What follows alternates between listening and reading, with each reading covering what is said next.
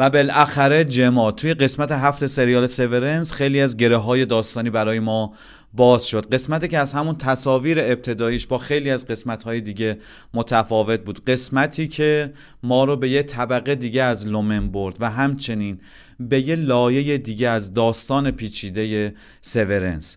بریم برای موشکافی این قسمت. سلام، باعث افتخاره که این ویدیو از کانال سینمازیست رو برای تماشا انتخاب کردین. خیلی خوش اومدید.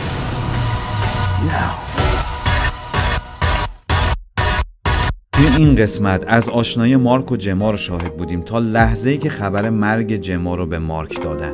اینها جایی با هم آشنا میشن که لومن داره ازشون خون میگیره، یعنی لومن از همون اول پاش وسط ماجراست. یادتونه توی این ویدیو به رنگ قرمز اشاره کردم، اینکه در تقابل با رنگ آبی که توی لومن زیاد استفاده میشه قرار گرفته.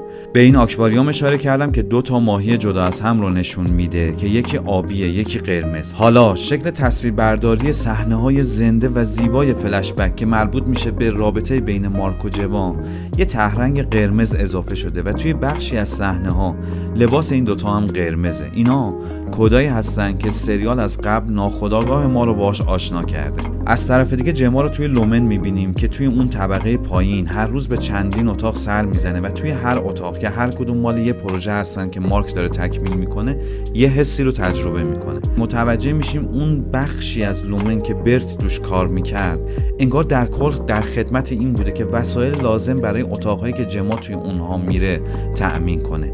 ابتدای قسمت 5 همین آقا رو دیدیم، در حالی که همین ملودی که همین قسمت شنیدیم با سوت میزد اومد لوازم دندون پزشکی رو از اون قسمت گرفت و بعد وسایل اتاقها و لباسهایی که جما میپوشم انگار پرینت گرفته شده توی همین طبقه هستن. این آقا هم که هی گیری میکنه شباهت زیادی داره به بابای هلنا، انگار این چهره یک گریم دیگه است از همین آقا که هی داره نقش‌های مختلفی رو ایفا میکنه. همچنین میبینیم که توی این طبقه یه ست مثل MDR وجود داره که اتفاقا کارکنانش خیلی شبیه به مارک، اروینگ، هلی و دیلن هستن. انگار کلا طبقات بالا، چه اونجا که واحد MDR قرار داره و چه اونجا که فکر میکنیم بیرون لومن هستش، شبیه سازی هایی هستن که توی این طبقه طراحی میشن. خب کار داره خیلی سخت میشه و این نگران کننده است. نگرانی از این که مبادا سیورنس انقدر جهانش رو پیچیده کنه که عاقبت به سرنوشت سریالی مثل دارک گرفتار بشه. اونجا در پایان دیدیم که سریال انقدر خودش رو به عمق جهانهای موازی کشوند که نتونست بیرون بیاد و توی تاریکی ناشناخته جهانی که خودش خلق کرده بود موند و ما رو هم همونجا نگه داشت. نگرانم که یک پایان گنگ سر هم بندی شده در انتظار سیورنس هم باشه. شایدم نه، راهی جز صبر نداریم. اما حالا بریم ببینیم که توی این قسمت چه اتفاقی برای روان کاراکترها میفته، چه تنش‌هایی رو داره به ما نشون میده، چه کدهای جدیدی میده که ما از کشمکش روانی اینها بهتر مطلع بشیم. یادتونه توی ویدیو قبل گفتم مارک اس یک تنش شدید ذهنی بعد از خوابیدن با هلی آر داره و همین باعث خون دماغش میشه؟ خب توی این قسمت دلیل این تنش روانی رو متوجه شدیم، این که مارک به خاطر تکمیل نشدن مراحل سوگواری نه تنها همچنان داره رابطه گرم و صمیمی با جما رو مرور میکنه، بلکه تا حدی خودش رو مقصر مرگ جما که البته توسط لومن جعل شده میدونه. حالا چرا کار به اینجا رسیده؟ چون جما بچه دار نمی شده و انگار مارک خیلی دلش بچه میخواسته. جما هرچی بیشتر تلاش میکرده مارک از اون بیشتر دور میشده. پس ما اینجا متوجه میشیم که جما از بدن خودش شرم داشته که نمیتونسته بچه دار بشه و مارک هم چون مسبب مرگ جما و اتمام رابطه شده شرم شدیدی داره، چون احساس میکنه اگر اون شب با جما میرفت اینطور نمیشد. همونطور که توی ویدیوهای قبلی گفتم لومن با تولید شرم میتونه بر افراد مسلط بمونه. ما توی این قسمت شرم واقعی جما و مارک رو متوجه میشیم که دلیل پیوستن اونها به لومن و جداسازی ذهنشون شده. اتفاقا خود همین موضوع تولید مس یه مشابهت‌هایی داره با پروژه لومن، اینکه از دل افراد به واسطه جداسازی یه خود دیگه بیرون میکشه.